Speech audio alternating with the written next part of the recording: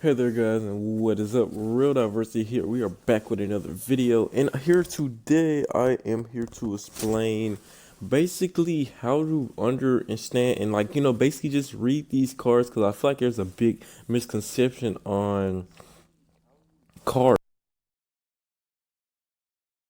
People will spend, I want to say, so much money on cards that aren't worth it and things like that, and you just gotta really start to understand. Sorry about that pause, by the way. You gotta really understand these cards and know how to break them down. There's way more to them than what meets the eye. And it's, first of all, the biggest misconceptions overall. People look at an overall and they instantly think that determines a card. So, for example, um.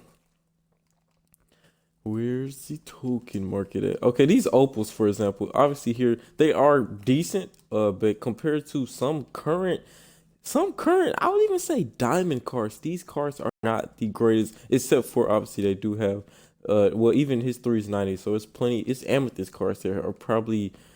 Let me look at his. It's probably, yeah, some amethyst cards that are just as good on offense, just depending on the badges. He's not that quick. So, like I said, this is an opal card. You would expect this card to be really great, but there are cards, depending on what they have, that can play just as well as this, or if not better. Especially there's, and I say at the minimum, amethyst cards they probably can play equal to this Penny Hardaway or any of these cards for that matter. Except maybe this Grant. I think this Grant's pretty decent. But basically, there are cards that can play, and there's definitely diamond cards that can pretty much outshine these cards. And what you really gotta learn to look at is you gotta look at the numbers, and you gotta learn to look at the badges, and you gotta learn to just really understand why you can't just go for a card for who they are, just because they're a specific player, or just because they are, a certain level overall, or they have, certain, just a certain badge or so. Just because they have a certain badge doesn't mean much if it all doesn't click and fit together. So here, prime example here, this Chris Paul, this was made me think this video, to begin with. I've advocated for Chris Paul so much in 2K, especially now that they have these position locks. It is really crucial to have, a card like this that is really underrated. But now, like, I guess there's people see the value in maybe this card and whatnot. But just looking at the price, this card is overpriced. You shouldn't be over 660 at the most. Now, obviously, this card just dropped today, so yes, this will change. Cause I was hoping to do a video on this card, but I don't feel like I should pay no more than 50,000 for it anyway. So here's the cheapest card out for him right now, just below 60,000. And guess what? We're gonna compare it to the Amethyst Chris Paul. Now, when this Amethyst Chris Paul came out, I don't know if I never put the video out, but I made a video about why you should. It was almost similar to this video, but not the exact same. But you really gotta learn how to read these stats and really learn how to look at these badges. So first off, just looking at this card, there's not big. Well, there's a big difference on the overall levels, but we're gonna see that it's not really that huge in a second. So basically, obviously the same, everything. Wake Forest. Um, so first off, we're gonna look at the shooting really fast, and notice the biggest difference between these cards is. Wait, can I? It won't show me. Okay, well, just know this Chris Paul. Where'd he go? Just know this Chris Paul is 80. He's 92 overall, and this Chris Paul is a 95. Now that's the three overall difference here, and yeah, and people are totally misreading this card, but this card is great. Let me tell you that. But just compared to his Amethyst, only thing better on offense is this. His three mid range goes up by three. His 3 point goes up by five. Now that is a big difference. I mean, that's more than a diamond shoe can give you. Is a 5+. Yes, okay, cool. So you will shoot just a little bit better at the three, but overall, in terms of everything else, ball handling, and every other offensive stat besides shooting, and he still goes up by just two, not much. So just to show you guys, this Amethyst Chris Paul was a beast on defense. He was on my team for quite a while. His speed stayed the same. Lateral quickness went up just by three. That's not much. You may notice that it may be affected, but the biggest difference, and probably why he even went up two overalls, is because of this offensive consistency, going up 27. Now, by the way, if you know Chris Paul's release, this Chris Paul was consistent even with only a 68. Now, this was his biggest drawback, and maybe why people didn't spend too much on it because of the offensive consistency. Now, this is an important stat in terms of stats you gotta learn. This is one stat you really gotta focus on and learn how to pay attention to is the defense consistency and offensive consistency because they do matter in terms of how well you're gonna be able to consistently score and how we're gonna be able to do consistently on defense, as the name implies, consistency. So I mean, they do does matter, but in terms of this card's ability, it has not improved in the slightest. Just the slightest. That's it. Defense just barely all still went up. Just in terms of defensive stats, he went up a total of 5 points. Total offensive, he went up 8. So not crazy. Nothing different there. And but the huge, really big difference here is the badges. Now he did get 10 more Hall of Fame badges, and he definitely got more just badges in general because he has 30 gold badges, and he pretty much was gonna do really well just from the big badge difference. Now, quick first step, stop and go, space creator. So the reason I made this video is to show you guys as time progresses, cards will get better in terms of badges. So these badges are really crazy. Offensive consistency, that's another crazy thing to look at. And through the year, these will go up. So this is what I'm saying. You gotta pay attention through the year. So early in the year in the 2K, my team, you gotta really pay attention. Yeah, shooting stats are nice, whatever. But everyone has a crazy low offensive consistency, except maybe players like LeBron or KD or something like that. James Harden maybe even be decent. But everyone's gonna have like maybe like a 70, maybe 80 if you're lucky. That's like right LeBron range, the superstar range. Decent consistency, but you're gonna not be making a lot of shots. Now, when cards start coming out, moments cards or just any of these other cards, you gotta really look at is what you're starting to look at is that offensive consistency. You really want to pay attention to that and make sure that it's improving. Badges, you want to make sure it's improving. But this also, once again, look at this amateur Chris Paul, and he was a sleeper card if you didn't realize, just because looking at his diamond card now, which everyone might fall for and want now, but this amethyst card was just as good when it came out, like what 2 months ago. He was basically, and I was telling people this. I said he was basically a diamond card. They might as well made him like at least a 93 because he played like a diamond to me. His defense was great. I really used him as point guard, and he was just a catch and shoot if he's open at the three. So he was really good. Good passing stat. He had Hall of Fame dimer. So I mean, it's crazy not it was crazy not to have his card and how slept on he was. But anyways, yeah. So as the year improves, what you really want to look for is not to pay attention to players' names or like, oh wow, that's a Steph Curry card. I'm gonna get him because he can shoot. But there's just as many cards that can shoot just as well, and probably even better if you pay attention to, like I said, offensive consistency and things like that. And badges will always improve through the year, and this is why diamond cards now are better than even opal cards when they first came out. Look at the token market. We just saw that those cards in the token market don't even have 14 Hall of Fame badges. They don't even have 30 gold badges. So as you guys can see, certain cards like this, they gain a big boost in terms of badges too, just to keep up with the game. So you got to make sure you're paying attention to that too, and don't think, oh, just because it's an opal card, it's better than this diamond card. What makes you say that? They got the same amount of badges nowadays, so you gotta pay attention to it now. Maybe opal card drops today. Yeah, that opal card is gonna have 30 badges. It's gonna be one of the best cards. It's gonna have 30 Hall of Fame badges. Let me say that. I think I said 30 opal badges, 30 Hall of Fame badges, and it's gonna be pretty insane now. So you gotta make sure you can differentiate between old and new cards, and when cards are coming out, what makes it a good card. So like I said, badges of consistency are things to look at for first starters. Tendencies are also decent to look at in terms of like driving dunk things like that. Because if you're getting a Vince Carter with a 80 something driving dunk tendency, do you really want him? He's not gonna dunk it that frequently as you think. So it's another thing to really look at. And like I said, the stats are decent to look at. Yeah, you look at the three. If is it in the 80s, is it in the 30s or whatever, fine. But pretty much once you get to a certain level, it all is the same. Now let me explain about the stats. Now this is why I say you really can't trust stats too much. Okay, so the cards, let me think here. Let me go to my lineup.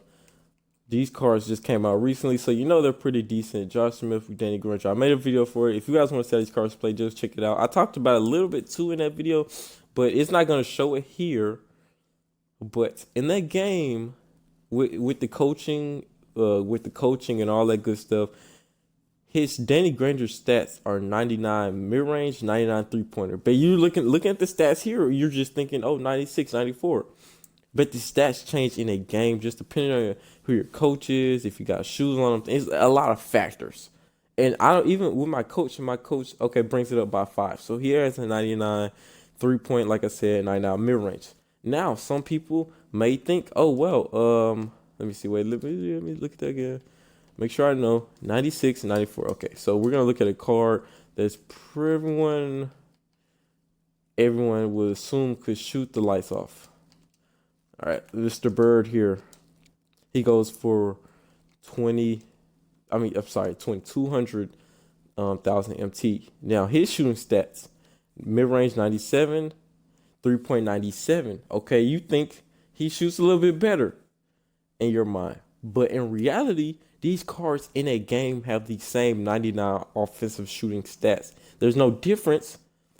Except here, what you want to really focus on is the release. So you get to a certain point is where over stats don't matter, and stats really stopped mattering maybe a month ago. So now maybe early in the years when stats matter, Cal Korver and JJ Redick, they're gonna have the highest 3-pointers. They're gonna be the best 3-point shooters as soon as game drops into later in the year. So that's when you're okay to look at overall. I mean stats, things like that. Big round time now, these stats don't matter. They're both gonna shoot the same. The difference here is we talked about already badges, offensive consistency. Now here coming full back around. It's coming back around about what I was saying. So I think this card has a little bit higher offensive consistency than that Granger. What is now Josh Smith's stats? I was say maybe we can compare them stats, but no, his stats are a little lower. But anyways, I think Danny Granger's was 95 offensive consistency. I should look, and this Larry Bird has more badges. I'm pretty sure. So that's another thing. Like I said, badges, offensive consistency, only thing that matters. And that's the big difference between these cards. So that's why this Larry Bird will shoot just a little bit better. But you don't want to focus on. I think a lot of people get distracted by just pulling up this stats. Oh, let me look at the overall. Oh, his 3 is a 97. His mid range 97. Okay, that's better than Danny Granger. Let me pick him up. But you can't just look at that. That's not, especially now, it's not relevant at all. So that's what matters: offensive consistency and those badges. As well as another small factor is release. If whoever, so at this point is you might thinking, wow, I really don't want to spend 200,000 MT on Larry Bird. Let me find someone with just as good a 3-point shooter, but I'm more comfortable with their release. Or maybe if you're really good with Larry Bird's release, maybe then you do want to spend the 200,000 MT or whatever. But a lot of times I find cards like this are overvalued just strictly because of who they're named. It's just if it wasn't Larry Bird, this card probably wouldn't be over 100K, and everyone would probably be able to get it to a certain extent. So yeah, and this card is pretty. I think he might be good because he's good on defense. Usually Larry ain't good on defense. His speed isn't that great. I think it's driving dunk 75. So there's nothing too crazy about this card. It's just like I said, his name. There's no reason at all he should be this expensive.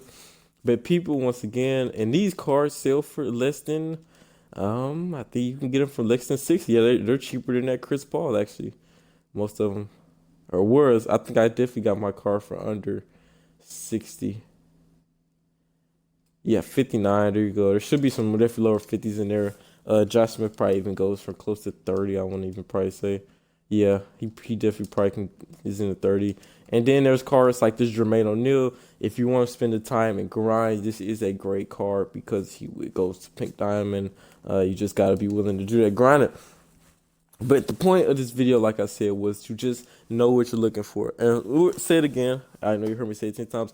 Offensive consistency and badges. That's all you're really paying attention to at this point. There's not much else you really want to focus on, except maybe a small key factors like shot IQ. Where is it at? Shot IQ. So Josh Smith here, one reason he's probably so cheap is mainly, I think, because of this small small detail people may have noticed is his shot IQ. Now I'm not 100% sure myself on what it means, but I think it just means the type of shots you take. So say I want to say like say you're pump faking and say, a lot of times some players pump fake better than others, and sometimes you pump fake and you accidentally shoot. I think a card like Josh Smith, he will be able to. He won't. If you try to pump fake with this card like this, he'll probably shoot it up more often than not. Taking bad shots rather than knowing to pump fake. So I don't know. That's my thing on it, and I think sometimes maybe it involves like how often you take like pull ups instead of like stopping, and it's just the way your feet are set. So it kind of makes the shots you take more difficult. I want to say maybe. I'm not 100% sure. You may know. You maybe can Google that one there, but that's another small factor. I'm not 100% sure on, but I try to make sure it is a little bit higher. And then you got Carson. I think Danny's like 90. I want to say like 90.